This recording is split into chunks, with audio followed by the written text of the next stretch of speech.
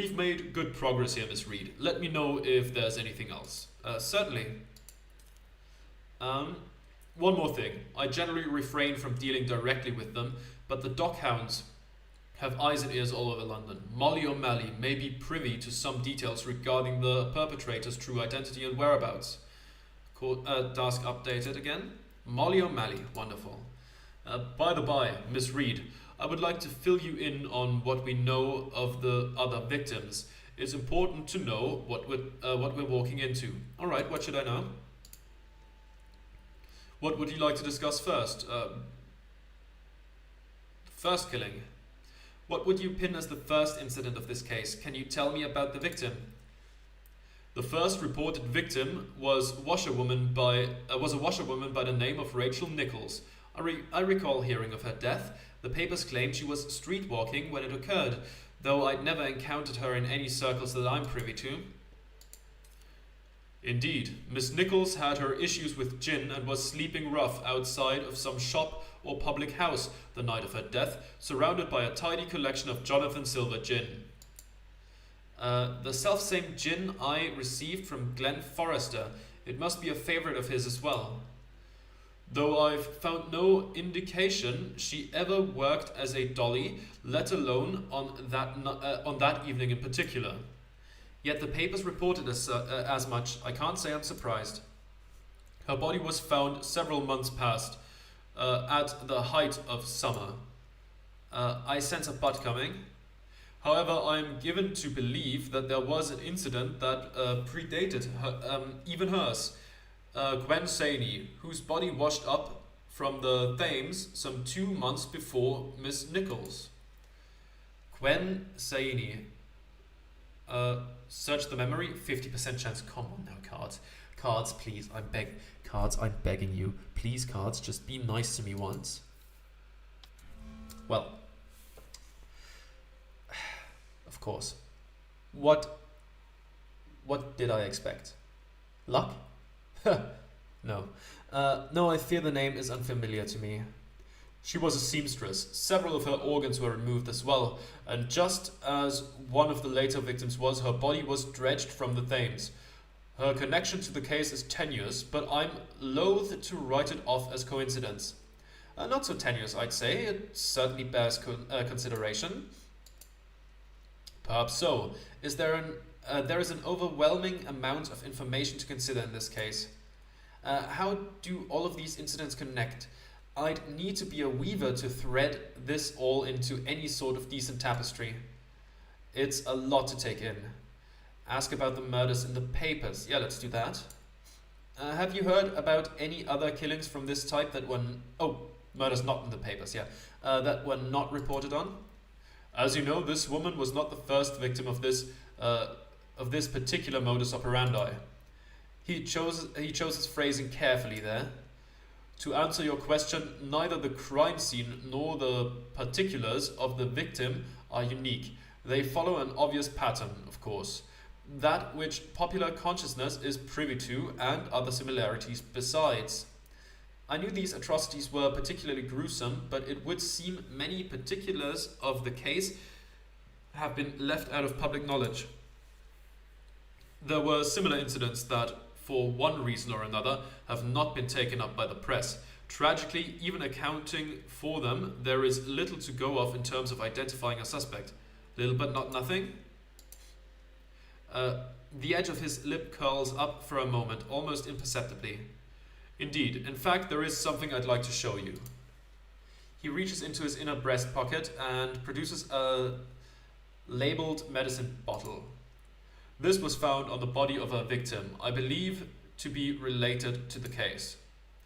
Gordon Gray's patent panacea for men, guaranteed to cure impotence, baldness, aggressive personality, humor imbalance, afflictions of the blood. My, is there anything it doesn't cure? I've already been to Mr. Gray's shop in Surrey Square and spoken to him, but I found nothing of consequence. I did, however, have the suspicion that he may not have been entirely forthcoming. Perhaps you might succeed where I did not. I'll pay him a visit as soon as I have the chance. Task updated again. This tincture was taken from the body of a dollymop by the name of Casey Laurie. Not a name that the papers picked up on. It would seem not. He was found last month, only 2 days after Miss Hannah Lind was butchered on Cannock Street. His body was in much the same state as hers. Precisely as I thought, the story is a sensationalist wreck. Anything that does not fit cleanly with the story is either warped beyond recognition or else left out entirely in the retelling. Thank you for the lead. I'll see what I can turn up. +5 hope. Best of luck, Miss Reed. I'm sure you'll come upon something worthwhile. I hope he's right. Ask about the deaths not related to the case. Ask about deaths not related to the case? Is that a different thing? You mentioned these killings all had the same modus operandi. Have there been a spate of other recent killings following a different pattern? There are always killings in London. These are different, yes, but murder is never entirely unique. He's being careful again. A simple raise of the eyebrow ought to convey my curiosity. The matter at hand is grim enough without adding unnecessary detail from unrelated cases, though I can address it if you like. Let's get the information. Very well. I do not wish to muddy the waters, but I do know of additional recent examples which point to serial killings of an entirely different sort. How atrocious. For instance, there are reports from America of a series of similar deaths in Chicago. The local medical schools have had a curious influx of young wealthy women, all of whom died tragically by asphyxiation. Strangulations then? Or is it like maybe Chicago, huh? Holmes? The hotel guy? I think some people were killed by gas in there. Strangulation then? They were not strangled. Either Chicago is experiencing a scourge of leaky pipes in the homes of genteel young ladies, or someone has perfected the art of luring women into gas chambers. Yeah, that sounds like H.H. Holmes, right? In his hotel maze thingamajig. Ghastly, but as I've said, it doesn't help much with the case at hand. Additionally, there have also been kidnappings as of late. Kidnappings? Children in the care of Sacred Heart Orphanage, for example. Suffice to say, our patrons have taken an interest in that particular mystery as well. For now, you needn't be concerned by such things. Our patrons, indeed. Hard not to be at least a titch concerned, but I take his point, one problem at a time. And Atticus is on that case. So I'm sure he's gonna find that out. What can you tell me about Hannah Lind, last month's victim? You're familiar with her? She used to work for the Rose. Myself and the other girls here remember her well enough. C'est bien. I'm sure that will be helpful as we build our case. Indeed. Hannah Lind. Just as the others were, she had been badly brutalized. Her body was a mess, and several of her organs were not present among the viscera. Just the same as the senseless slaughter that occurred last night. Can you tell me what Hannah's time at the Velvet Rose was like? I was not particularly close to Miss Lind, but I recall her employment here ending perhaps 2 years ago. Were the circumstances of the deceased's departure amicable? They seem to be. As far as I'm aware, she relocated to the south bank of the Thames. It was Madame Sora who suggested a more local brothel. She moved as planned and was thereafter employed with them. There were no hard feelings to speak of. I'd heard much the same already, but thank you for sharing your perspective, Miss Reed. Always a pleasure to help. Anything else I should know? I'm afraid that is all I know of the other victims. Thank you for the information. As you said, I think it best we follow up on these leads for the time being. Of course, Miss Reed. Best of luck. Okay, let me quickly take a look. Courtesan killer. So investigate the curio shop. I should visit Anselina's curio shop and ask if she remembers the distinctive pocket watch that was found at the scene of the latest murder. Investigate Gordon Gray's apothecary. Ives mentioned that one of the victims was found with a patent medicine purchased from Gordon Gray's shop. and Molly at the tavern. I doubt Jemmy would have cornered me last night of his own volition. He must have been doing his boss's bidding. I suggest I pay a visit to Molly O'Malley, infamous leader of London's most vicious gang. And this one, talk to Felipe. Okay. Yeah, I'll be right back. Okay, let's see. Let's first head out. See what we can do here. If there's anyone else who wants to talk to me, if anyone shows up in here, I guess we'll see. And then we'll walk to the other people, depending on how important I think they are. You know, going to the most important people last. I think that would be Molly O'Malley, probably. First, who do we go to? I'm gonna have to take another quick look. Felipe is one of the people. I don't know if he's at the docks right now. Curio Shop, Gordon Gray and Molly, and also Felipe. So let's see if Felipe is here at the docks. Travel there. Let's take a look if he's back. Or if we're gonna have to find him later, or maybe somewhere else. Fisherman Felipe. Okay, let's break the news. Fresh fish? Who doesn't need fresh fish? Oh dear, I've accidentally locked eyes with Felipe. Señorita Clara, necesito hablar contigo. I need to speak with you, por favor. Felipe, I'm not sure what you've heard. Clara, no one at the Rose will tell me where she's gone. Anyone I ask closes up like a clam. A cowardly thing to do, but I understand the impulse. Please, you must tell me anything you know. Ariana, mi alma. I need to know if she is alright. Am I really prepared to tell him about Ariana? You've heard nothing? I have heard whispers, and I have seen Los Gendarmes circling the Rose. Perhaps Ariana is hiding out for her safety? We should tell him. I'm so sorry, Felipe. I barely have the words to say it myself. He shakes his head as if he does not believe me. He does not want to. But I spoke to her yesterday. She promised me an answer. Tell me where she is. I'm sorry, Felipe. It doesn't feel real that she's gone, but I'm afraid Ariana is dead. No, but it cannot be. Who did this to her? You have to know. I will find out, Felipe. Of that much, you have my word, but I must be sure. It wouldn't be wise to let him in on the investigation. A heart soaked in grief renders clarity difficult. No one knows, Felipe. It pains me that all I can offer you is my condolences. Though perhaps, I don't remember what her answer was. Let's tell her. When I spoke with Ariana last night, she told me her answer to your proposal. See, she was going to accept. She spoke, not she spoke. She spoke at length about her future with you.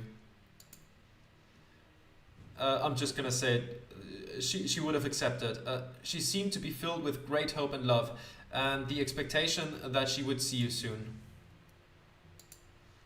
Now that I've told him, I'd best take my leave. Gracias, Clara. Thank you for telling me everything. Let's say goodbye. Task failed? I guess maybe you could have prevented that from happening. I don't know how much this game branches out, story-wise. But, hey, I mean, maybe I'll look into it more after I'm done, because I don't really want to spoil how much it branches before I'm done with the game. I hope that makes sense. So, Curio Shop, let's go there first. That would be Tanta Street. Yes. Let's ask about the pocket watch, wasn't it? Yeah, the pocket watch. There we go. Ah, there we are. Watch vendor. Maybe we find the watch in there. Buy a watch, sir or madam. Wristwatches. How dull must someone be to always need to know the time? No, we cannot look at maybe there being a similar model. But yeah, I guess they were wristwatches, not pocket watches. So I suppose they probably just didn't have anything similar. Okay, Anselina. Hello again, dearie. What can I help you with? I wonder if you can tell me anything about this pocket watch. It's a fancy one. Anybody could tell you that. Real gold plate. And yes, I've seen it before. Is that so? Are you sure?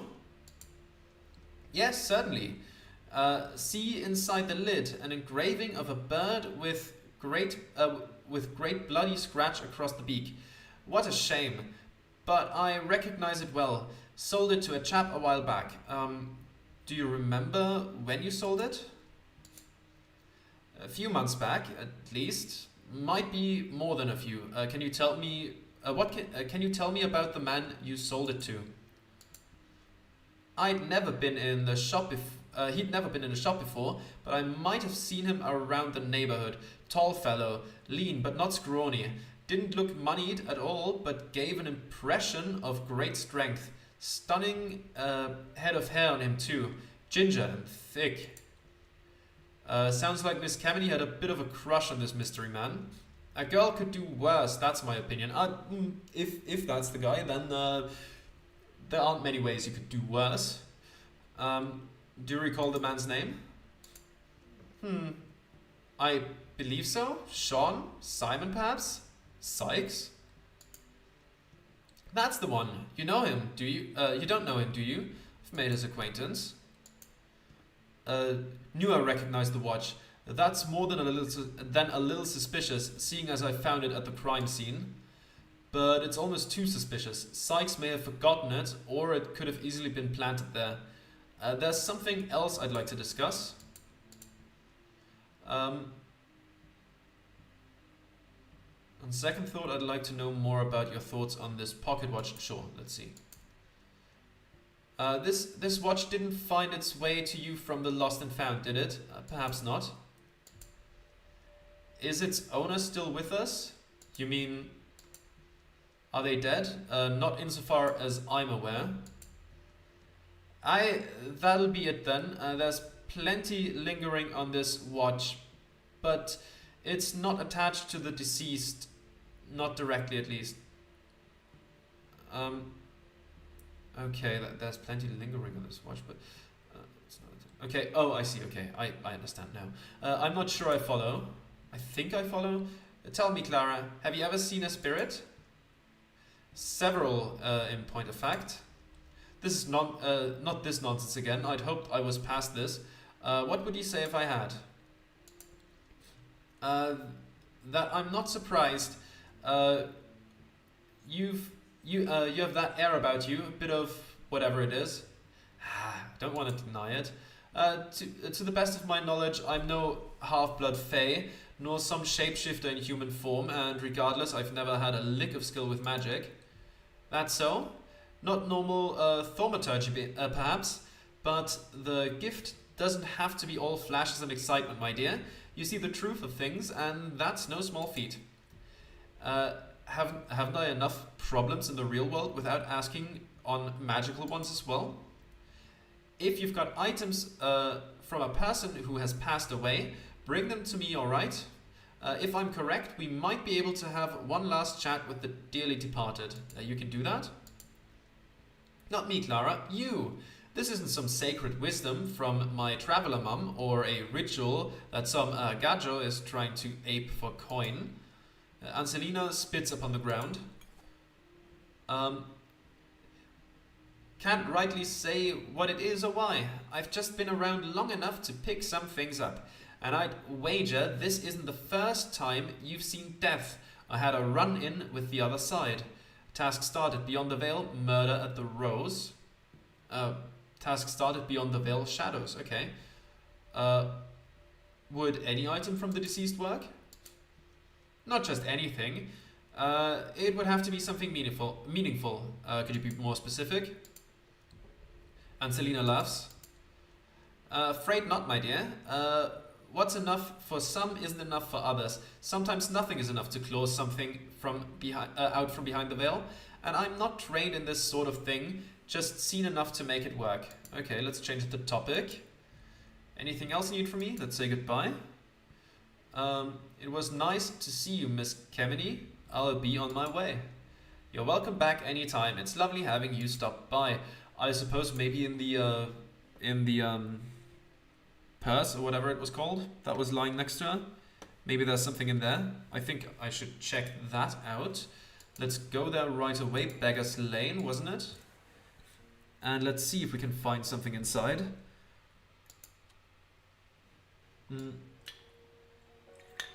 Needed a little more water. Okay, let's run ahead. Missing poster. We've read that before. It only lowers our morale. Let's go into the Palladium. And then